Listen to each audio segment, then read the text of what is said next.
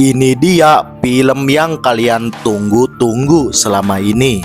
Film Petaka Gunung Gede diangkat dari kisah nyata yang dialami langsung oleh Maya, si gadis semok Bahenol Montok yang memiliki kemampuan indigo hingga Maya mampu melihat berbagai sosok gaib korengan budug. Seperti apa kisahnya? Langsung saja kita cerot. Cerita akan berfokus kepada 7 orang pendaki. Mereka adalah Maya, Ita, Indra, Alay, Ucup, dan Yadi. Kisah diawali oleh 2 sahabat yaitu Maya dan Ita. Saat mereka sedang dalam liburan sekolah, si Bahenol Montok ini merasa bosan jalan-jalan di kota yang penuh asap polusi dan penyakit lalu lintas. Hingga mereka ingin jalan-jalan ke tempat yang jauh, namun mereka kebingungan kemana mereka akan berjalan-jalan. Rupanya Ita ini sedang sakit, namun ia tidak menceritakan hal itu kepada siapapun kecuali ayahnya.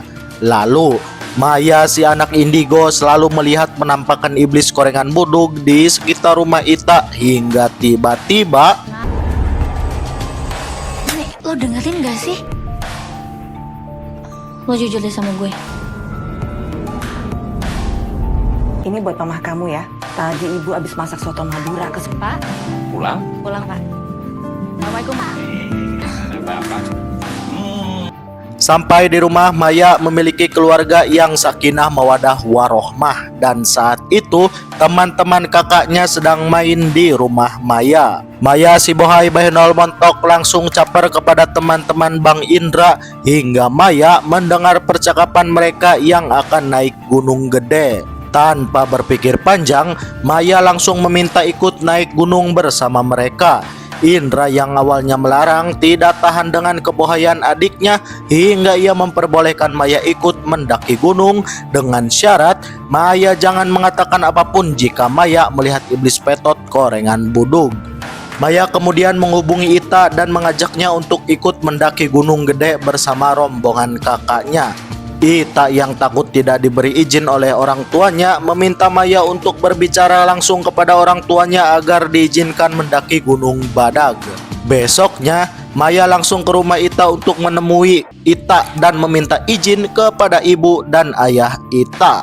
Ita yang merengek akhirnya diizinkan oleh kedua orang tuanya hingga Maya dan Ita kegirangan. Maksud bapak enggak apa-apa.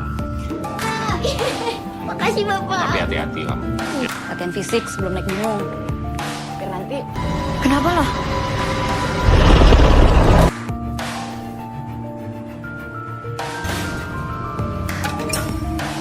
Apa? Udah kayak ninja aja, datang gak ada suara. Dikatain ninja.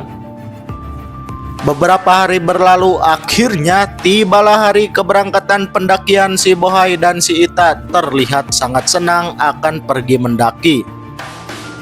Indra sama teman-teman pasti jadi Nita. Iya, ke gunung, ke gunung, ke gunung. Mereka berangkat menggunakan mobil pickup yang akan mengambil sayuran ke gunung. Dalam perjalanan panjang tersebut, mereka terlihat sangat bahagia dan sangat menikmati perjalanan. Sampai di kaki gunung, mereka akan menaiki ojek, namun si tukang ojek malah berkata, "Sorry ya, gue nggak butuh duit lu semua lebih baik naik angkot saja."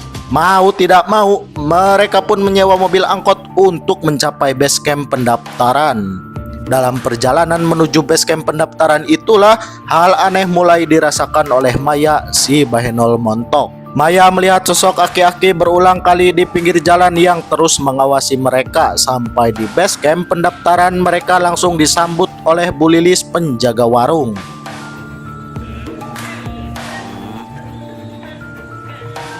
Kan 7 teh. Orang udah mah. Ya udah. Mereka semua menginap 1 hari di warung Bu Lilis. Saat mereka sedang beristirahat itulah Ita terbangun. Ternyata Ita sedang mengalami menstruasi pada mosmoknya. Maya kemudian mengajak Ita untuk pulang saja karena mitosnya naik gunung tidak boleh dalam keadaan mens atau kotor. Si kotor yang tetap ingin naik gunung ini tidak ingin pulang dan ia akan segera menuju ke kamar mandi untuk memasang softtek pada mosmoknya. Saat Ita sedang membersihkan mosmoknya, ia didatangi iblis borok korengan budug di kamar mandi hingga tiba-tiba Teman-temannya yang mendengar jeritan Ita langsung terbangun dan menghampiri Ita. Ita langsung diberi minum supaya lebih tenang. Ita bercerita bahwa digerepe oleh iblis Petot Korengan Buduk. Kemudian Bu Lilis mengatakan itu adalah iblis penunggu tempat ini. Namun iblis tersebut telah lama menghilang dan kini muncul kembali. Entah apa penyebab iblis itu kembali mengganggu pendaki. Pasti ada misteri di balik kejadian ini yang belum terpecahkan selain mosbok Ita yang kotor. Besoknya, para pria jantan ini berunding bahwa Maya dan Ita jangan melanjutkan pendakian demi menghindari mitos yang ada. Namun pagi itu, anehnya Ita terlihat sangat sehat dan bersemangat untuk mendaki gunung hingga mereka tidak jadi melarang Maya dan Ita. Akhirnya mereka bertujuh segera berangkat mendaki Gunung Gede. Seperti biasa, awal perjalanan mereka membeli tiket terlebih dahulu. Saat menunggu tiket, Maya kaget melihat nenek penjual makanan. Dikira itu adalah hantu. Ternyata mereka semua juga melihat sang nenek hingga Maya tersipu malu. Indra yang sok cool ini melarang mereka terlalu banyak bercanda dan memimpin doa untuk keselamatan mereka selama pendakian. Selesai berdoa, mereka langsung memulai pendakian. Awalnya pendakian mereka lancar jaya tanpa halangan apapun. Sedangkan di rumah Ita, sang ibu menemukan rambut dan tisu bersirop hingga sang ibu merasa khawatir dengan keadaan Ita. Bapak yang sok jagoan langsung menenangkan si ibu karena Ita sekarang sudah besar, ia pasti bisa menjaga dirinya sendiri. Kembali kepada rombongan pendaki, setelah beberapa waktu berjalan, hal aneh pun mulai terjadi menimpa Ita. Ita tiba-tiba mematung dan menjadi budag. Maya meminta Ita agar jangan melamun selama pendakian. Sampai di tepi telaga yang dikeramatkan, mereka semua beristirahat sejenak untuk minum-minum. Saat mereka sedang minum, Ita malah menuju ke danau dan membuang sesuatu yang dibungkus plastik hitam. Entah apa yang dibuang oleh Ita, apakah itu softtek atau sesuatu yang lain, entahlah. Yang pasti, apa yang dibuang Ita membuat semua penunggu Gunung Gede murka terhadap mereka semua. Saat Maya menyadari Ita tidak ada, ia langsung menghampiri Ita. Namun sampai di sana, tiba-tiba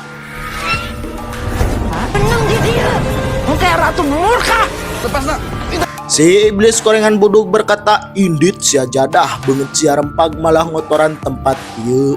Ita kemudian sadar kembali seperti tidak terjadi apa-apa. Ita berkata, "Aya naon sia ngariung, hayu muncak ka luhur atuh gaskeun."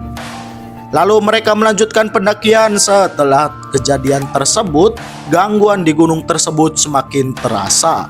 Mereka mendengar suara cekikikan iblis buduk. Lalu Maya melihat sosok aki-aki yang menyuruh mereka semua pulang hingga tiba-tiba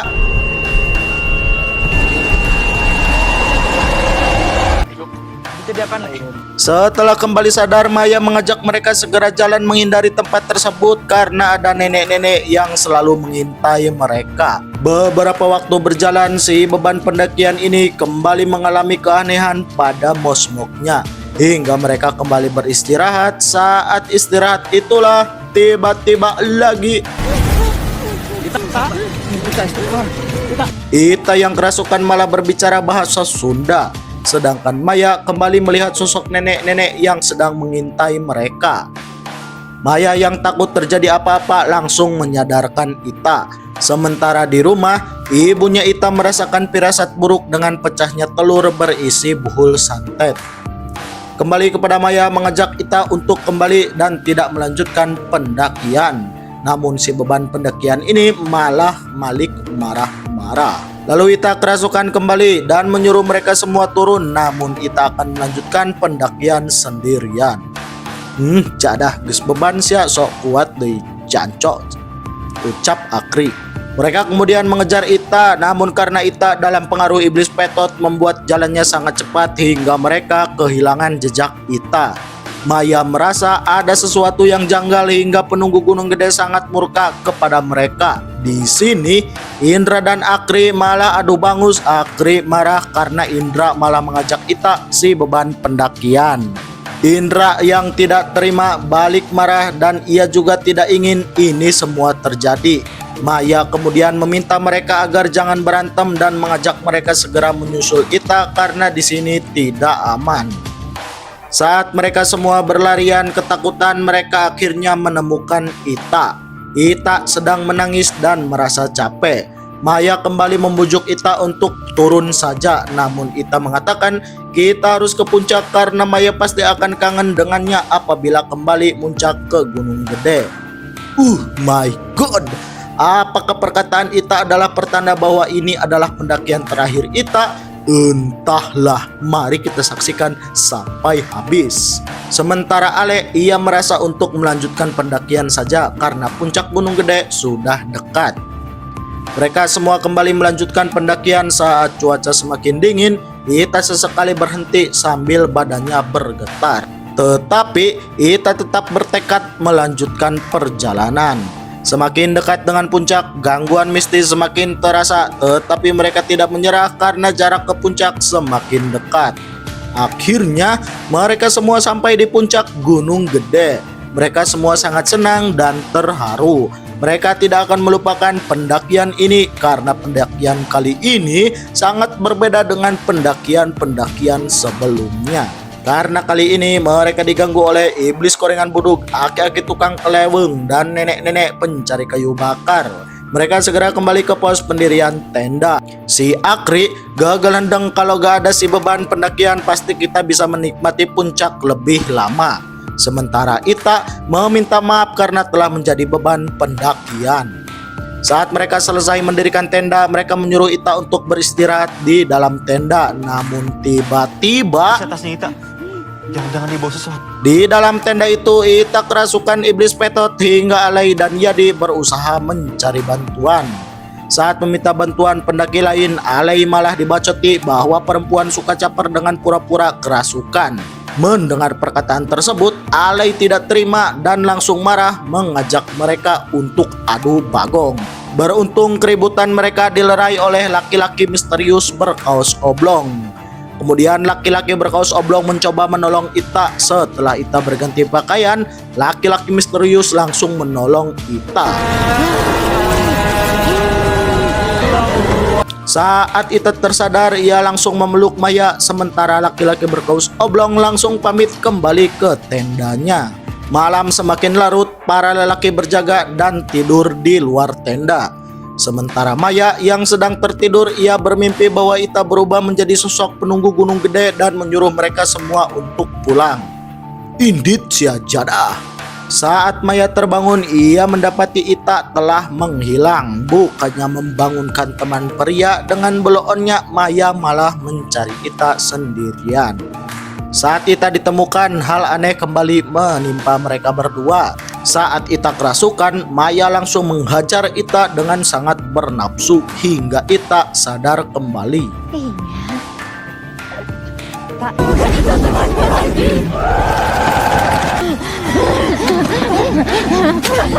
Mai,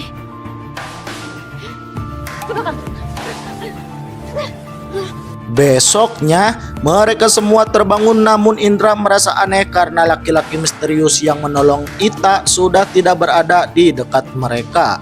Padahal semalam tenda laki-laki tersebut cukup dekat. Akhirnya mereka semua tersadar bahwa laki-laki tersebut adalah makhluk halus penunggu Gunung Gede. Dari awal, Yadi sudah merasa aneh karena laki-laki misterius itu hanya memakai kaos dan sandal di tengah dinginnya puncak Gunung Gede. Tak ingin berpikir macam-macam, Indra langsung mengajak mereka semua untuk berkemas lalu segera turun gunung. Sebelum turun, Ita sempat jalan-jalan di kawasan puncak lalu duduk di batu dekat pohon Edelweiss. Di sana, Ita merasa bahwa puncak Gunung Gede adalah rumahnya karena ia sangat nyaman dan tak ingin pergi dari sini. Hal itu kembali menjadi pertanda bahwa Ita akan segera modar. Maya kemudian mengajak Ita pulang. Saat di perjalanan, Ita baru sadar bahwa bajunya telah diganti. Maya mengatakan, itu baju gue semalam gue gantiin. Ita berterima kasih karena Maya sangat bahenol montok, baik hati dan tidak sombong. Saat sedang beristirahat, Ita merasa ada sesuatu yang ketinggalan di puncak gunung gede, namun Ita tidak tahu apa yang tertinggal. Akri juga merasa kebingungan karena dari awal ia merasa terkadang jumlah mereka kurang satu dan terkadang juga ia merasa bertambah satu. Tak ingin berpikir yang aneh-aneh, mereka segera turun gunung. Akhirnya mereka semua berhasil turun dan langsung pulang menggunakan mobil angkot. Dalam perjalanan, Ita telah berubah menjadi aneh. Ita berkata bahwa apapun yang terjadi, Maya harus tetap menjadi sahabatnya. Sampai di rumah Ita, sang ibu merasa aneh dengan sikap Ita yang tidak seperti biasanya. Sementara di rumah Maya, sang nenek melihat Indra dan Maya telah pulang hingga nenek memberitahu ibunya bahwa Maya anaknya sudah pulang dan sedang membersihkan badan.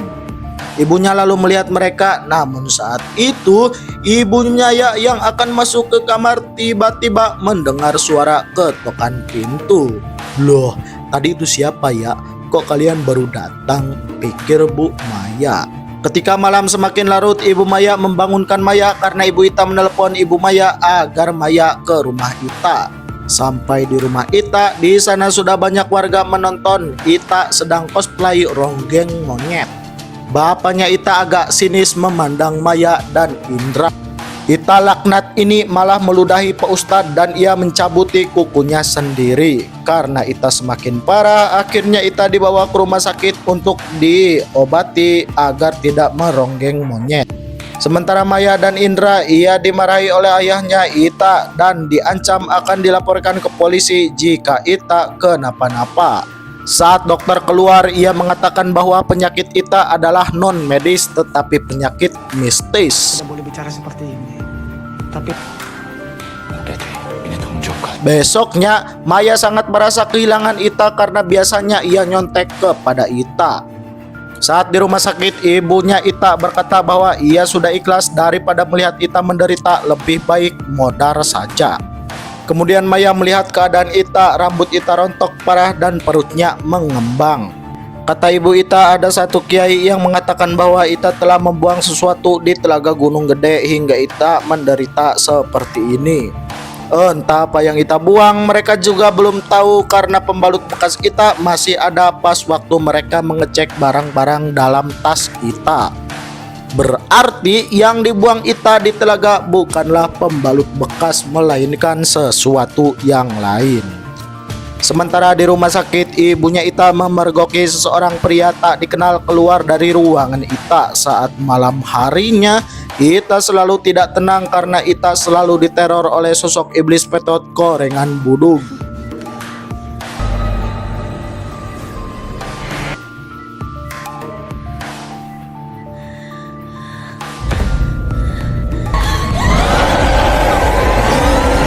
Sementara di rumah Maya, Maya sangat senang melihat Ita sudah pulang. Ita mengembalikan baju Maya, namun Maya memberikan baju itu untuk Ita. Maya kemudian masuk ke kamar, lalu sang ibu tiba-tiba membangunkan Maya dan ia berkata bahwa Ita sedang sekarat di rumah sakit. Saat Maya ke rumah sakit, benar saja Ita ternyata sudah sekarat dan akan meninggal dunia. Besoknya jenazah Ita segera akan dimakamkan. Sementara laki-laki misterius terlihat senang melihat Ita modar. Setelah pemakaman selesai, Maya meminta maaf kepada Ita. Malam pun poek. Maya mendapatkan mimpi bahwa sebelum Ita berangkat, Ita diberikan barang oleh ayahnya dan menyuruh Ita membuangnya di atas gunung. Maya kemudian melaporkan hal itu kepada ibunya Ita hingga ibunya Ita memberanikan diri untuk menginterogasi ayahnya Ita dan menemukan sesajen persembahan di kamarnya. Sang ayah kemudian mengakui hal tersebut bahwa ini demi kebaikan keluarganya karena belakangan ini bisnis mereka menurun karena kiriman guna-guna pesaing bisnis dan Ita menjadi korban santet pesaing bisnis ayahnya. Sementara yang Ita buang itu adalah buhul santet yang ia temukan di belakang rumah. Menurut orang pintar, buhul tersebut harus dibuang ke tempat yang jauh agar tidak terjadi malapetaka. Namun nasi telah menjadi bubur, akhirnya Italah yang menjadi korban persaingan bisnis orang tuanya. Nah, kan inilah kesalahan mereka. naik gunung bertujuh atau ganjil. Si Ita sedang haid, si Ita malah bawa bohol dan membuangnya di sana. Itulah berbagai kesalahan mereka selama mendaki, hingga membuat semua penunggu Gunung Gede sangat murka. Kemudian film ditutup pada tahun 2009. Pada waktu itu mereka kembali mendaki, namun kini mereka hanya berenam. Dan Maya kembali mengingat kenangan indah bersama Ita. Kemudian Maya bertemu dengan arwahnya Ita dan diajak untuk pulang. Film selesai. Kok kalau pamit. Bye bye tenggorokan kering.